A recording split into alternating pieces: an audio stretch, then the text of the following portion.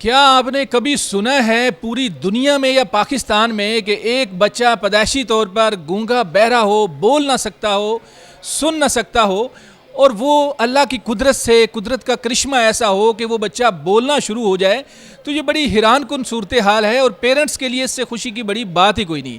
तो मेरे साथ जो दोनों बच्चे बैठे हुए हैं, मिसेस काशिफ बैठी हुई हैं, ये फैमिली ऐसी है कि जो मेरे दाएं बाएं दोनों बच्चे बैठे हुए हैं, ये कुदरती तौर पे बोलना नहीं जानते थे, बोलते नहीं थे, सुनते नहीं थे, लेकिन अल्लाह का शुक्र है कि अब ये बोलना भी शुरू हो गए और सुनना भी शुरू हो गए। ये स्कूल जाते हैं, ये दोस्तों से बातें करते हैं, ये फैमिली के साथ एक नॉर्मल ज़िंदगी गुजार रहे हैं। ये कैसे कुदरत का करिश्मा हुआ? पहले इन बच्चों से बोल के देखते हैं, चेक करते हैं कि क्या वाकई जो मैंने सुना था वैसे ही है या बात मुख्तलिफ है। फिर इनकी मदर से बात करेंगे। अस्सलाम वालेकुम। वालेकुम अस्सलाम। आप कैसे हैं? मैं बिल्कुल ठीक, अल्लाह का शुक्र। ये आवाज़ आपकी है या कोई रिकॉर्ड करके तो नहीं लगाई हुई? रिकॉर्ड करके मेरी अपनी नेचुरल आवाज़ है। अच्छा, ऐसे ही है। कहीं जेब में तो नहीं कोई चीज़ डाली हुई? नहीं, ऐसा तो नहीं है। इसकी जेब में भी कोई ऐसा आला नहीं है और ये खुद से ही बोल रहा है, जाहिर है सुना है तो बोला है। अब मैं इस प्यारी सी बच्ची से बात करूंगा। अस्सलाम वालेकुम। वालेकुम अस्सलाम। हैं, आप भी बोलती हैं? जी। तो पहले आपको बोलना नहीं आता था? नहीं, ये नहीं सुनती भी नहीं थी? पहले सुनती थी लेकिन सुनती भी थी, लेकिन पहले नहीं सुनती थी। अच्छा, पहले सुनती नहीं थी, बोलती भी नहीं थी, और अब आप बोलना भी हो गई शुरू और सुनना भी शुरू हो गई। जी। अच्छा, अब हम इनकी मदर से बात करेंगे, इनकी तरफ दोबारा आते हैं। मिसेस काशिफ, बताइएगा कि ये अल्लाह ने करम किया आपके ऊपर, बड़ी खुशी की बात है, ये करिश्मा कैसे हुआ? और पहले ये बताएं कि ये पैदाइशी तौर पर वाकई नहीं सुनते थे, नहीं बोलते थे? अस्सलाम वालेकुम जी। ऐसे ये पहले सुनते नहीं थे बिल्कुल भी, क्योंकि मुझे तो ऑब्वियसली पता नहीं था कि ये नहीं सुनते। लेकिन जब बाय द टाइम मुझे पता चला कि ये नहीं सुनते, तो उस वक्त तो वो एक बहुत ही चैलेंजिंग सी पोजीशन थी और आई डिडंट नो दैट कि ये कभी सुन पाएंगे भी या नहीं। क्योंकि देखें, हमारे पाकिस्तान में, हमारे मुल्क में इतनी अवेयरनेस नहीं थी इन चीज़ों की कि बच्चा कभी, हमने सुना ही नहीं था कि जो बच्चा सुन नहीं सकता वो कभी बोल भी सकता है या नहीं। ऑल दो सारी रिसर्च करने के बाद पता चला कि जी एक सर्जरी है जो एग्जिस्ट करती है, वो सर्जरी करवाने के बाद बच्चे अल्हम्दुलिल्लाह सुनने भी लग जाते हैं और बोलने भी लग जाते हैं। जब ये बोलते नहीं थे, सुनते नहीं थे, आपको पता चला तो क्या फीलिंग थी और क्या दिल पे गुजरती थी कि अगर खुदा न खास्ता ये बच्चे बोलेंगे नहीं, सुनेंगे नहीं सारी ज़िंदगी, तो लाइफ कैसे गुजरेगी? क्या फीलिंग थी आपकी? नज़र भाई, बहुत ही मुश्किल वक्त था वो, ये चीज़ को सोचना कि मेरा बच्चा सुनता नहीं है। और देखें, एक हमारा एक नेचुरल प्रोसेस है कि जब बच्चा सुनेगा नहीं तो बोलेगा नहीं।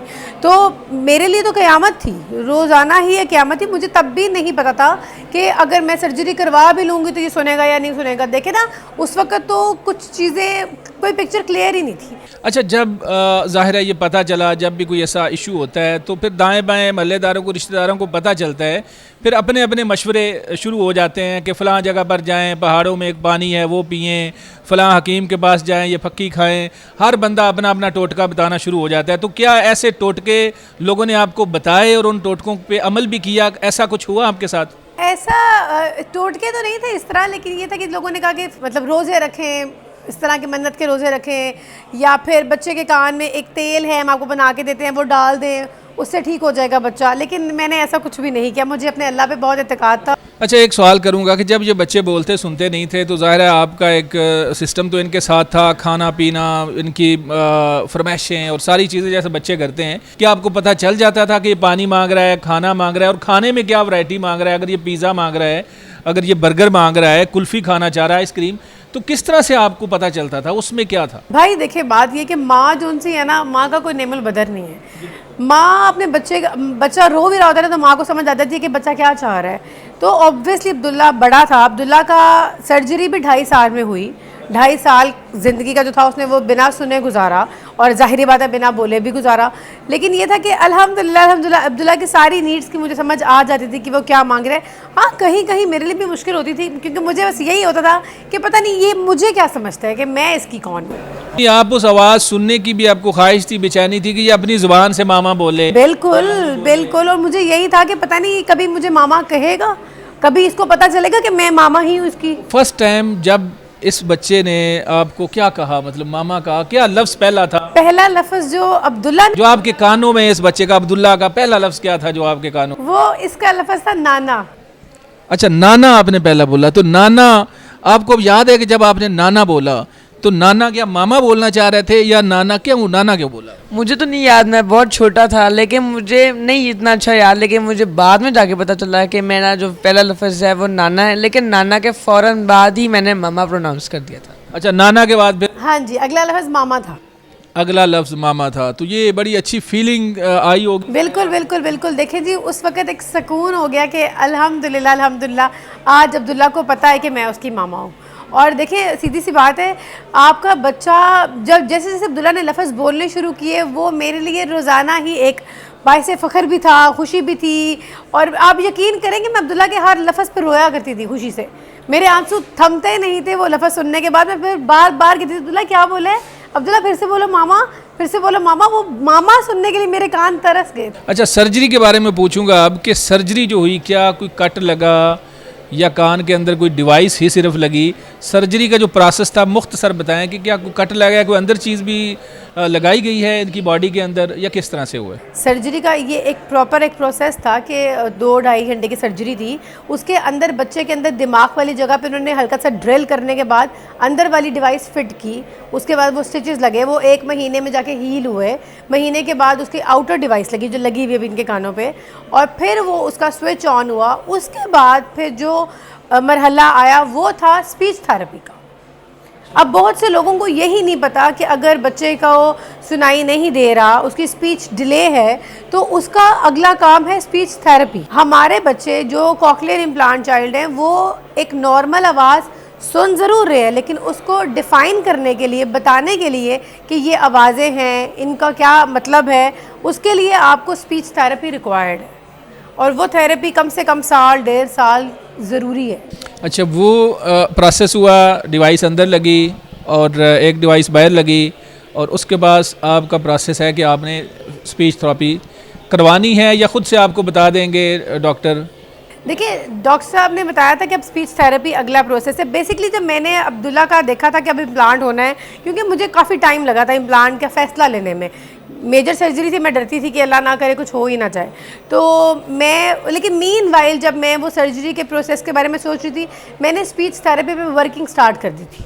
मैंने ऑनलाइन कोर्सेज करने शुरू कर दिए थे, सीखना खुद से, बच्चों की खातिर खुद से सीखना शुरू कर दिया था, क्योंकि मुझे यही था कि मैंने वैसे आपकी एजुकेशन वो नहीं है? नहीं, मेरी वो एजुकेशन या कोई स्पेशलिटी नहीं थी स्पीच, लेकिन आपने बच्चों की खातिर मैंने स्पीच थेरेपी के कोर्सेज किए, जो ऑनलाइन भी किए, यूएस के कोर्सेज थे वो किए, उसके अलावा फिजिकली पाकिस्तान में क्लासेस थी वो ली, सिर्फ बच्चों की खातिर कि मेरे बच्चों को स्पीच में कोई प्रॉब्लम ना आए। माशरे के अंदर इस तरह के लोग बहुत ज़्यादा हैं, तो आप क्या सजेस्ट करती हैं उन पेरेंट्स को कि जिनके बच्चे इस तरह से हैं, वो क्या करें? क्या वो एक उम्मीद पे बैठे रहें या कहीं से स्टाल ले रहे हैं? कहाँ से स्टाल लें कि वो भी इन बच्चों की तरह बोलना शुरू कर दें, सुनना शुरू कर दें? भाई देखें, अगर आपको डायग्नोज हो जाता है, अर्ली डायग्नोजेशन आपको 2-3 महीने की उम्र में हो जाती है कि आप देखें ना, अगर आपने कोई चीज़ खड़काई और बच्चा आइस ब्लिंक नहीं कर रहा, तो this is a big symbol कि वो नहीं सुन रहा। अगर आपने कोई चीज़ फेंकी और बच्चा सोया हुआ नहीं उठ रहा, तो अपने बच्चे को पैदा होते साथ ही 2-3 महीने की एज में जज कर लें कि उसको सुनाई दे रहा है।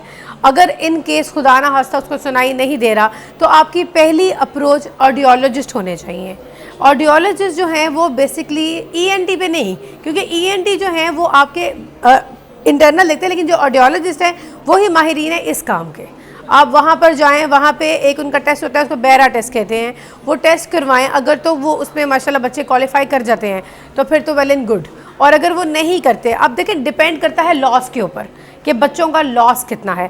कुछ बच्चों का लॉस माइल्ड टू मॉडरेट होता है, जिनको कवर किया जा सकता है हेयरिंग एड के साथ। आपने देखा होगा लोगों ने हेयरिंग एड लगाया होता है। हेयरिंग एड और कॉकलियर इम्प्लांट दोनों इंटायरली डिफरेंट चीज़ें हैं। बिल्कुल, हेयरिंग एड ये है कि आपने बस आउटर डिवाइस पहननी है, आपके अंदर कुछ नहीं है।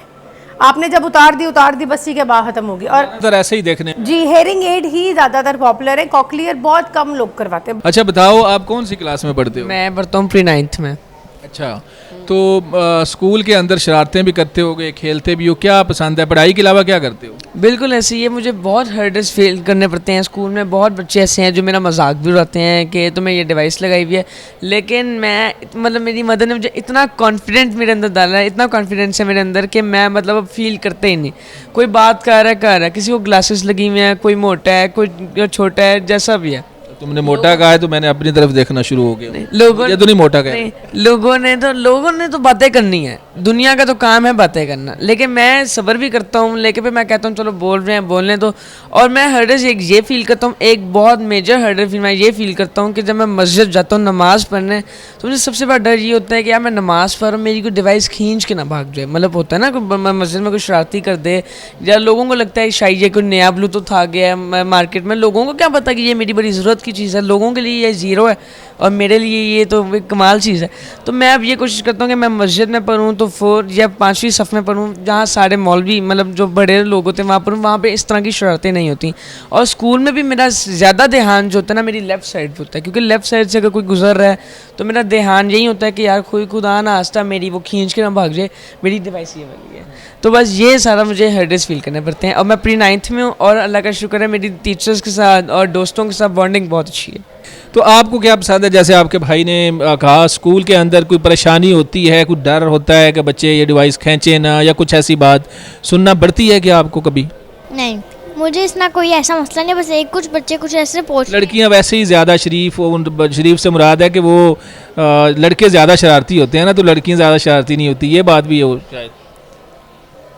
लड़के जो हैं इतने भी शरारते नहीं होते, लड़कियों के साथ इतनी बातें नहीं करते। और दूसरी बात ये कि लड़कियां वैसे मेरी क्लास लड़के इसने बाहर की लड़के पूछते हैं कभी कभी कि आपके ईयर में क्या लगा हुआ है, तो मैं कहती हूँ कि कुछ भी नहीं लगा, मैं बस ऐसे ही कह देती हूँ, वरना पूरी स्टोरी बताने पड़ता है। अच्छा चलें जी, बच्चों के साथ भी बात की, बच्चे नॉर्मल बातचीत कर रहे हैं। मिसिज़ काशिफ आपका बहुत शुक्रिया, आप ख़ुद आई, तशरीफ़ लाई, बच्चे आए।